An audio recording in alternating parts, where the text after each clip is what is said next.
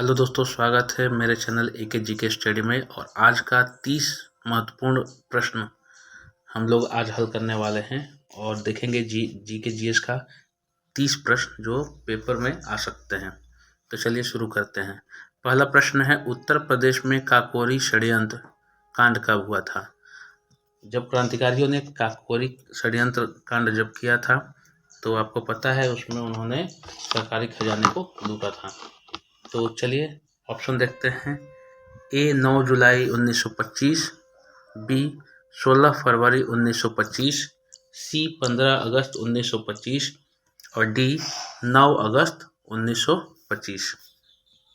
तो दोस्तों इसका राइट आंसर हो जाएगा 9 अगस्त 1925 को काकोरी कांड षड्यंत्र हुआ था। चलिए प्रश्न संख्या 2 में आगे बढ़ते हैं। प्रश्न संख्या 2 है, उत्तर प्रदेश में चंदवार का प्रसिद्ध युद्ध कब हुआ था? चंदवार का प्रसिद्ध युद्ध कब हुआ था? डेट इसमें बताया गया है, आपको सन बताना है। ऑप्शन ए है 1194 ईस्वी, ऑप्शन बी है 1205 ईस्वी, ऑप्शन सी है 1188 ईस्वी और ऑप्शन डी है 1199। तो चलिए हमारा दूसरे प्रश्न का उत्तर हो जाएगा, सही उत्तर होगा 1194। चलते हैं प्रश्न संख्या 3 पर और आगे देखते हैं। प्रश्न संख्या 3 है, उत्तर प्रदेश में खानवा का प्रसिद्ध युद्ध कब हुआ था? यहाँ पूछा जा रहा है कि खानवा का प्रसिद्ध युद्ध कब हुआ था। सन इसमें है, बताना है आपको। और पहला ऑप्शन है 1529 में, बी है 1554 ईस्वी में, सी है 1527 ईस्वी में और डी है 1524 ईस्वी में। तो दोस्तों सही उत्तर हो जाएगा ऑप्शन सी, 1527 में खानवा का युद्ध हुआ था। प्रश्न संख्या 4 है, उत्तर प्रदेश में आगरा नगर पर बाबर ने कब अधिकार किया था? दोस्तों बाबर, अकबर, बाबर ये सब आप लोग इतिहास में जरूर पढ़े होंगे। तो बाबर एक बहुत बढ़िया शासक था और ये विदेशी शासक जो भारत पर उसने आक्रमण करके अधिकार जब्त किया था। तो ऑप्शन है इसका ए 1529 में, बी 1526 में, सी 1530 में और डी 1522 में। तो ऑप्शन हो जाएगा बी 1526 में। बाबर ने 1526 में आक्रमण करके आगरा नगर पर अधिकार कर लिया था। चलिए आगे प्रश्न संख्या 5 पर आते हैं। उत्तर प्रदेश में सामूगढ़ का प्रसिद्ध युद्ध कब हुआ था? सामूगढ़ का प्रसिद्ध युद्ध कब हुआ था? ऑप्शन है 1605 ए था, बी है 1627, सी है 1658 और डी है 1650। तो इसका सही उत्तर हो जाएगा ऑप्शन सी, 1658 ईस्वी में सामूगढ़ का प्रसिद्ध युद्ध हुआ था। चलिए प्रश्न संख्या 6 पर आते हैं। उत्तर प्रदेश में प्रसिद्ध बुलंद दरवाजा कहाँ स्थित है? बुलंद दरवाजा कहाँ स्थित है? तो पहला है option A Fatehpur Sikri, B है लखनऊ, सी जौनपुर, डी आगरा। तो ऑप्शन सही हो जाएगा इसका ए, फतेहपुर सीकरी में बुलंद दरवाजा है। चलिए प्रश्न संख्या 7 है। प्रश्न संख्या 7, उत्तर प्रदेश में चौखंडी स्तूप कहाँ है? सांची का स्तूप के बारे में सुने हैं, लेकिन ये चौखंडी स्तूप कहाँ स्थित है? ऑप्शन ए है इलाहाबाद, ऑप्शन बी गोरखपुर, सी कौशाम्बी और डी सारनाथ। दोस्तों ये चौखंडी स्तूप जो है ये भी सारनाथ में ही है। चलिए प्रश्न संख्या 8 की तरफ आते हैं। प्रश्न संख्या 8 है, उत्तर प्रदेश में अयोध्या में स्थित शिलालेख किस काल का है?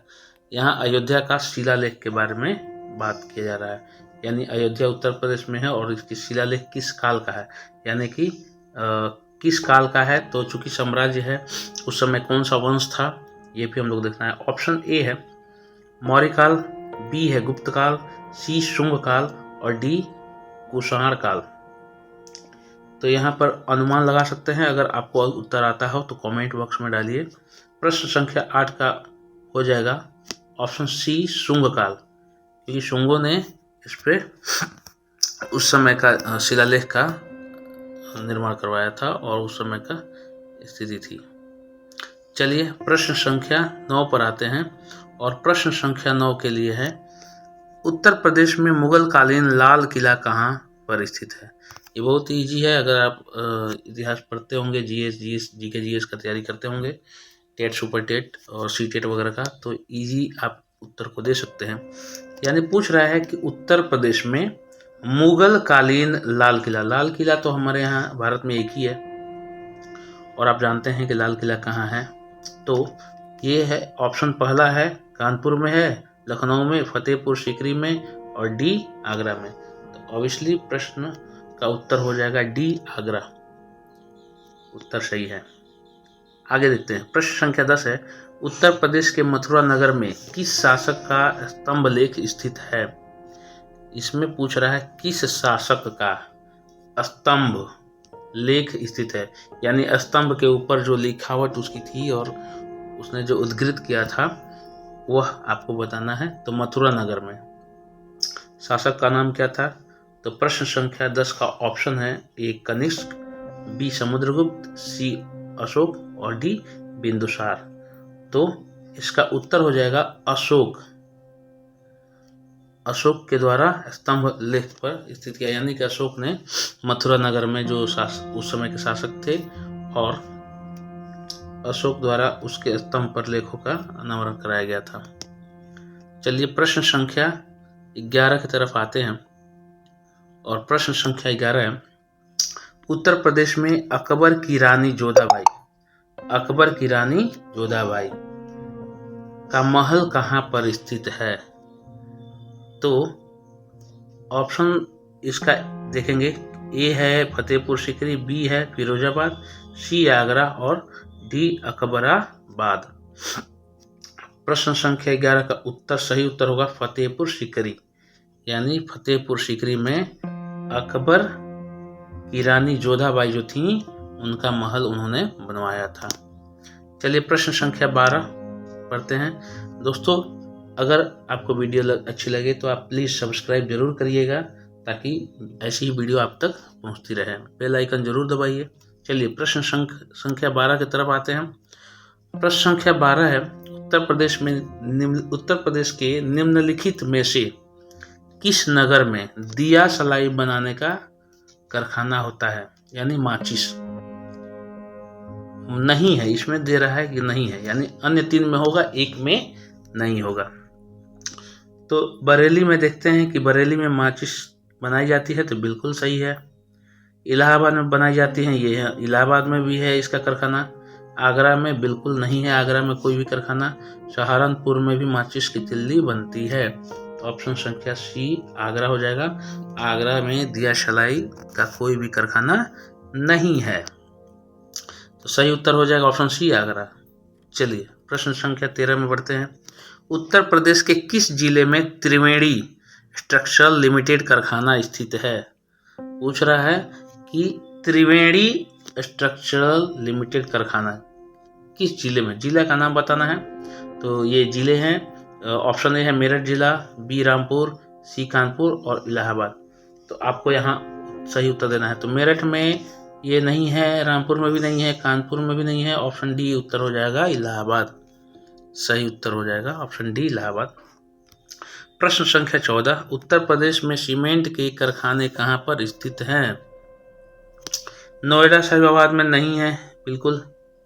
ऑप्शन पहले देख लेते हैं, और बी है, ऑप्शन ए है नोएडा एवं साहिबाबाद, बी है बरेली व रामपुर, सी है मंसूरपुर और नवाबगंज और डी चुर्क व डल्ला, जिसको डाला भी बोलते हैं।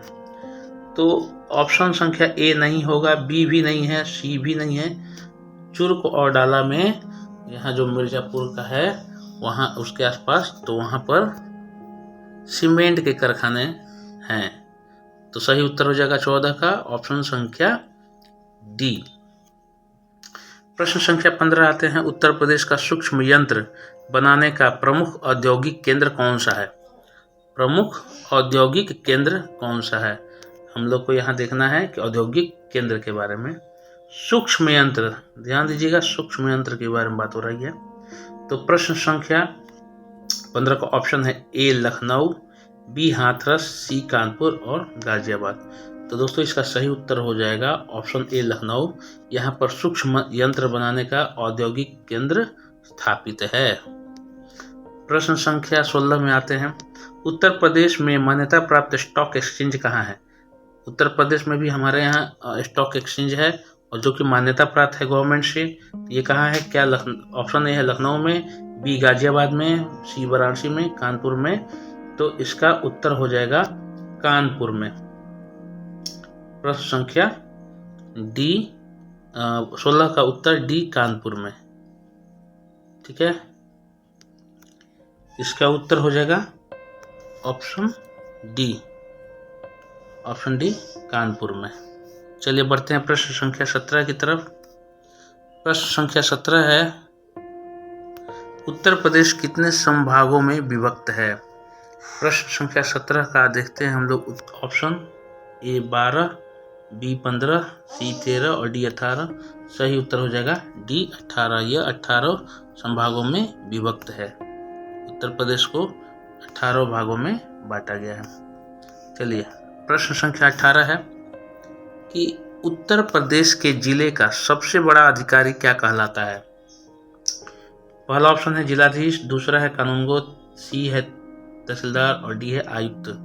तो इसका सही उत्तर हो जाएगा जिलाधिकारी, जो कि उत्तर प्रदेश के हर एक जिले का अपना अपने जिले का प्रमुख अधिकारी होता है। प्रश्न संख्या 19 है, उत्तर प्रदेश का मंत्री परिषद किसके प्रति उत्तरदायी होता है? तो 19 का ऑप्शन है ए राज्यपाल के, बी विधान परिषद के, सी मुख्यमंत्री के और डी विधानसभा के। इसका सही उत्तर हो जाएगा विधानसभा के। ऑप्शन डी सही उत्तर है, क्योंकि ये मंत्री परिषद जो होते हैं यह विधानसभा के उत्तरदायी होते हैं। चलिए प्रश्न संख्या 20 है, पूरे उत्तर प्रदेश को कुल कितने निर्वाचन क्षेत्रों में विभाजित किया गया, बांटा गया है? यानी कि हमारे निर्वाचन क्षेत्र कितने हैं, कुल कितने निर्वाचन क्षेत्र हैं? तो उत्तर प्रदेश में तो देखा जाए तो इसका सही उत्तर, ऑप्शन पहले देख लेते हैं कि पहला ऑप्शन है ए 405, बी है 450, डी है 480 और सी है 480 और डी है 404। तो ऑप्शन संख्या डी हो जाएगा 404 विधान सभा, यानी कि यह निर्वाचन क्षेत्र में विभक्त है, यानी विभाजित किया गया है। चलिए प्रश्न संख्या 21 की तरफ आते हैं। उत्तर प्रदेश के किस स्थान पर महात्मा बुद्ध ने निर्वाण प्राप्त किया था? प्रश्न को ध्यान से देखिएगा। भगवान बुद्ध ने निर्वाण प्राप्त किया था। ऑप्शन ए है श्रीवस्ती, बी है सारनाथ, सी कुशीनगर और डी गढ़मुक्तेश्वर। तो प्रश्न संख्या 21 का ऑप्शन संख्या सी हो जाएगा, कुशीनगर में इन्होंने निर्वाण प्राप्त किया था। कुशीनगर आप जाएंगे तो आपको वहां पर ये सब कुछ डिटेल मिलता है। चलिए प्रश्न संख्या 22 में आते हैं कि प्रसिद्ध दशावतार मंदिर उत्तर प्रदेश में कहां पर है? प्रसिद्ध दशावतार मंदिर, ऑप्शन ए है देवगढ़, बी है कुशीनगर, सी वाराणसी और डी सोरो। तो यह मंदिर जो है देवगढ़ में है, दशावतार मंदिर उत्तर प्रदेश में है। तो ऑप्शन ए सही हो जाएगा देवगढ़।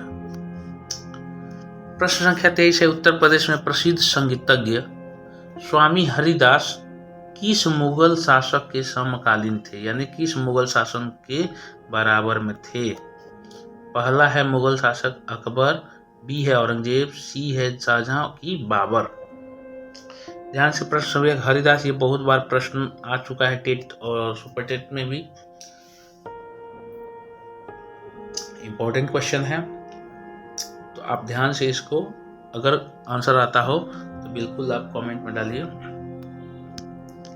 ऑप्शन ए हो जाएगा अकबर। अकबर जो संगीत जो स्वामी थे हरिदास, वह अकबर के समकालीन थे। उत्तर हो जाएगा ए अकबर। प्रश्न संख्या 24 में आते हैं। उत्तर प्रदेश में सर्वाधिक प्रचलित लोक नृत्य निम्न में से कौन सा है? जानते होंगे लोक नृत्य, हर राज्य का अपना अपना एक प्रसिद्ध लोक नृत्य होता है और ये इसमें से पूछ रहा है कि कौन सा है। 4 ऑप्शन दिए हैं। ऑप्शन ए है छपेली, बी नौटंकी, सी कर्मा और डी चौनफुल।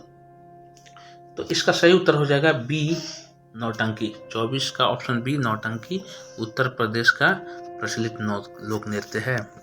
25 संख्या है, प्रश्न संख्या 25। उत्तर प्रदेश का कौन सा लोक नृत्य गुजरात के दांडिया नृत्य जैसा है, यानी उसके मिलता जुलता है, सिमिलर है, ए हूबहू तो नहीं है बट उसके जैसा ही नृत्य की कला है। ऑप्शन है पहला जागर नृत्य, बी घर करही नाच, सी सैना नृत्य, डी पाई डंडा। थोड़ा सा क्लू आप लगाइए ऑप्शन कौन सा सही है। पाई डंडा जो नृत्य होता है उत्तर प्रदेश का वह एकदम डांडिया जैसा ही होता है, इसमें भी जो स्टिक लेकर के डांस करते हैं। तो ऑप्शन संख्या डी उत्तर हो जाएगा इसका। प्रश्न संख्या 26 में आते हैं। उत्तर प्रदेश की वर्तमान राजधानी कौन सी नगर है, कौन सा नगर है? तो अभी फिलहाल वर्तमान कौन सा है आप जानते होंगे। बिल्कुल एकदम बिल्कुल आपका सही उत्तर हो जाएगा लखनऊ, क्योंकि आगरा तो नहीं है, कानपुर नहीं है, इलाहाबाद नहीं है, लखनऊ ही है उत्तर प्रदेश की वर्तमान राजधानी। चलिए ऑप्शन डी उत्तर हो जाएगा इसका। और आते हैं प्रश्न संख्या 27 पे। पूर्वी उत्तर प्रदेश में अंग्रेजों के विरुद्ध विद्रोह का नेतृत्व किसने किया था? यहाँ पूछ रहा है पूर्वी, जब अंग्रेजों के द्वारा विद्रोह हुआ था तो ये सेक्शन में बटे अलग अलग इलाकों के अलग अलग लोगों ने नेताओं ने नेतृत्व किया था विद्रोह का। तो पूर्वी उत्तर प्रदेश पूछ रहा है, पूर्वी और पश्चिमी अलग अलग में बांटा गया था और अंग्रेजों के द्वारा विरुद्ध जो विद्रोह था उसका नेतृत्व यानी कि कौन नायक थे उसके आंदोलन के। तो प्रश्न संख्या 27 का ऑप्शन ए हो जाएगा रानी लक्ष्मीबाई, बी कुंवर सिंह, नाना साहब और तात्या टोपे। प्रश्न संख्या 27 का उत्तर हो जाएगा बी वीर कुंवर सिंह, क्योंकि पश्चिमी में ये रानी लक्ष्मीबाई वगैरह लोग थी उधर, नाना साहब और तात्या टोपे, लेकिन वीर कुंवर सिंह ये कुछ बिहार के हिस्से और कुछ पूर्वी उत्तर प्रदेश में इन्होंने बहुत बहादुरी से विद्रोह किया था, दमन किया था। और बिहार के जो बक्सर जो डिस्ट्रिक्ट है अभी वर्तमान में, उस साइड से जब ये उजियार घाट को नदी पार कर रहे थे तो अंग्रेजों द्वारा जब गोली लगी थी तो इन्होंने अपने, कहा जाता है कि अपने बाजू को काट करके गंगा माँ को नमन कर दिया था, दे दिया था। तो ऑप्शन बी हो जाएगा कुंवर सिंह। 1905 के बनारस अधिवेशन की अध्यक्षता किसने की थी? ऑप्शन ए है गांधी ने, बी नेहरू ने, सी गोपाल कृष्ण गोखले ने और डी लाल बहादुर शास्त्री ने। तो दोस्तों इसका करेक्ट आंसर हो जाएगा ऑप्शन सी गोपाल कृष्ण गोखले ने। गोपाल कृष्ण गोखले ने 1905 की बनारस के अधिवेशन की अध्यक्षता की थी। चलिए बढ़ते हैं प्रश्न संख्या 29 पे। औरंगजेब ने अपने भाई शुजा को प्रदेश के किस नगर के निकट पराजित किया था? तो देखेंगे ऑप्शन इसका कि किस नगर के निकट पराजित किया था। ऑप्शन ए है जौनपुर, बी है इलाहाबाद, सी है आगरा और डी है बनारस।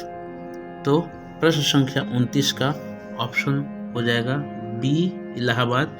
इलाहाबाद के नगर के नज़दीक ही इन्होंने, औरंगजेब ने अपने भाई शुजामल को पराजित किया था।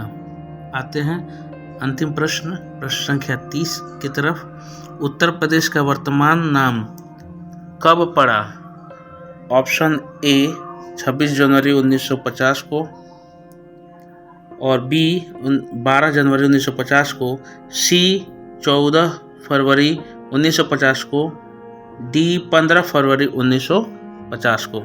तो करेक्ट आंसर हो जाएगा ए 26 जनवरी 1950 को।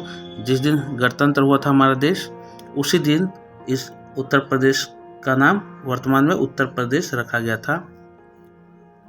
तो दोस्तों इस तरह से 30 प्रश्न कंप्लीट होते हैं और आगे वीडियो को सब्सक्राइब कर दीजिए, लाइक कर दीजिए और शेयर जरूर कर दीजिए। धन्यवाद।